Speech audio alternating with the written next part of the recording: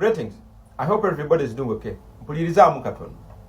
Eno video njitandise ngamba nti otyo.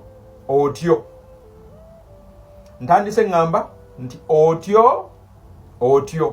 Ngolere ekintu kimu. Ntagingira wano owekitiibwa Katikkiro Charles Peter Mayiga. Waliwo n'omusajja wa Buganda ali e Masaka. Erinnya lidduka naye asoosa P. Oba ye Pinto. Oba ye Posiano. Waliwo omusajja w'e Buganda Mutaka w'e Masaka. Y'omu kuba ennyo omudomo ng'omwami ono alabisizza owakabuto e Masaka. Njagala tugende mpola mweno soko owulirize wano. There comes a moment wabeerawo akaseera when truth doesn't speak through us. Nga mazima tegakyayogera kuyita muffe, but through the very mouth of the enemy. Nga googera okuyitira ddala mu kamwa k'omulabe. The man who saw he was innocent. Ng'omusajja omwe yalayira nti yali avunaanwa bwemage. The man who accused us of falsehood. Oyo yatuvunaana okuba nti tumuwaayiriza era tumulimbira, has now been unmasked, not by our hands, but by his own fellow agent. Nti omusajja yatuvunaana okuba nti tumuwaayiriza nga jjiddwako akakookolo sina mikono gyaffe, wabula nga jjiddwako akakookolo ne agenti munne mwennyini. When greater proof exists than betrayal. Njagala tugende mpola. Testifying against betrayal. Nga amazima agasinga okuba amakusike galabise ne gasinza amaanyi okuliibwamu olukwe, ate okuliibwamu olukwe oba betrayal ne testifying against betrayal. When one snake points out another snake, omusoto gumu ne gusonga olugalo mu musota gunnaagwo, the whole nest is revealed. Ekiyumba kyonna ne tukiraba oba ne tukitegeera. Lwaki ntandise bwentyo? Kankuyise mu events omwami ono ze yayitamu. Njagala nkutwale step ku step. Ngamba w'ekitiibwa Katikkiro Charles Peter Mayiga. Ng'ennaku z'omwezi 27 omwezi ogwokutaano 2021, omwami ono gw'olaba yalonda Mathias Mpuuga ku kifo kya bwa leader of opposition. Wabula ate ng'ennaku z'omwezi 6 omwezi ogwokutaano 2022, omwami oyo gw'olaba Mpuuga yali atudde mu meeting ne banne ne bamusiima omulimu ettendo gw'abakoledde mwaka gumu ng'omwami ono yakamuteeka mu office. Njagala tugende mpola. Ng'ennaku z'omwezi 22 omwezi ogwokusatu 2023, era nga wayise omwaka gumu, bwe byagenda ku matu g'ono omwami mu lugambo, amagezi ge n'okunyolwa kwe okwali ku mutima yakuyisa mu kiyiiye. Era bwakuyisa mu kiyiiye, bambi musawatu yayogera bwati.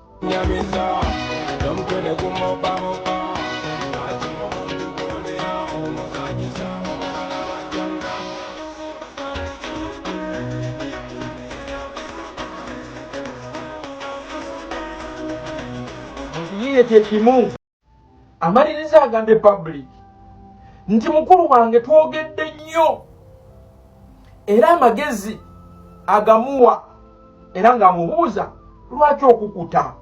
Yamubuuza bw'ati. Nalumansi gy'obumanya tugedde ebigambo biweddeyo era tekyekakasa.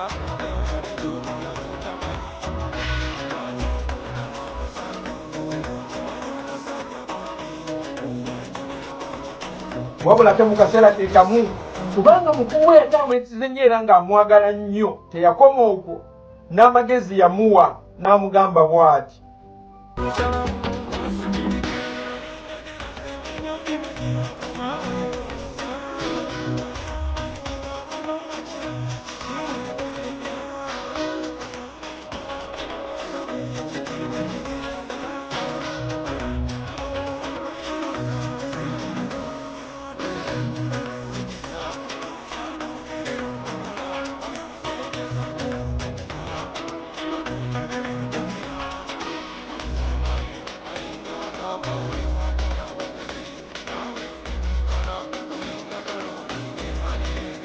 mpozi nga mwawo kankuzeeyo kemabega wenvudde ngamba w'ekitiibwa Katikkiro Charles Peter Mayiga n'akasajja ka Buganda kali e Masaka 2021 alonda Mpuuga okubeera loop omwezi gwa kutaano ennaku z'omwezi 27 2022 mwezi gwa mukaaga nga mukaaga ennaku z'omwezi mwezi gwa kutaano Mpuuga bamusiima nga wayise omwaka gumu tugendagenda mpola nga wayise omwaka gumu still mwezi gwa kusatu ngenda kuzo mwezi 22 matugono bigwamu ayita mu kiyiiye communicatinga nga wayise omwaka omulala gumu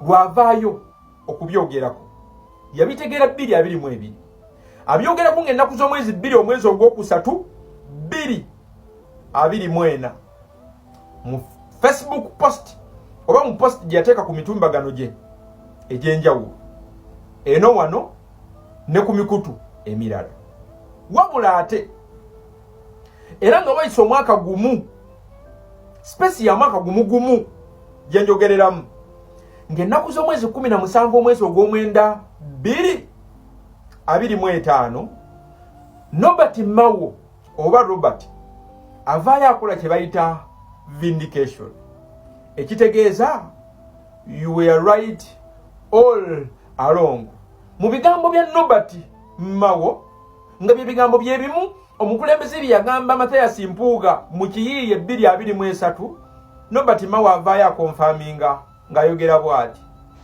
has DP, that group has UPC, that group has FDC, that group has DF. Abaffe owekitiibwa Katikkiro Charles Peter Mayiga bamwambala masuuti abakeera mu byobufuzi mu bya revolution nga gy'obeera mu 7 mwamala dde okumuggyako nze abuuza omwana wa Buganda mukyalina kye mumuvunaana